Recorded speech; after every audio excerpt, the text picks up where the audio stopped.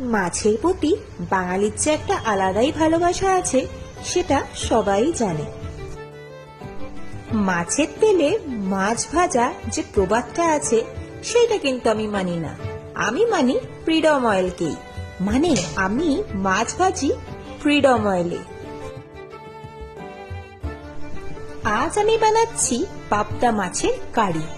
তার জন্য অয়েলে প্রথমে আমরা পাবদা মাছগুলো ভেজে নিচ্ছি।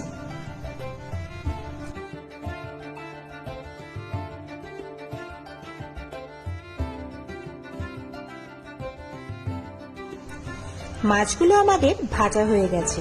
এবার মাছগুলোকে তুলে রেখে তেলের মধ্যে পেঁয়াজ কুচি, কাশ্মীরি লঙ্কা আর আগে থেকে চিড়ে রাখা কাঁচা লঙ্কা আর টমেটো যেটা আমি কুচি করে রেখেছিলাম সেটা অ্যাড করে দিলাম। এর মাঝে আমার বানানো একটা সিক্রেট মশলা আমি অ্যাড করে দিয়েছি, সেটা না হয় পরের কোনো ভিডিওতে আপনাদের সাথে শেয়ার করে দেবো। গ্রেভিটা কিন্তু আমাদের ফুটতে শুরু করে দিয়েছে। এইবার গ্রেভি ফুটে যাওয়ার পর মাছগুলোকে এক এক করে গ্রেভির মধ্যে অ্যাড করে দিলাম।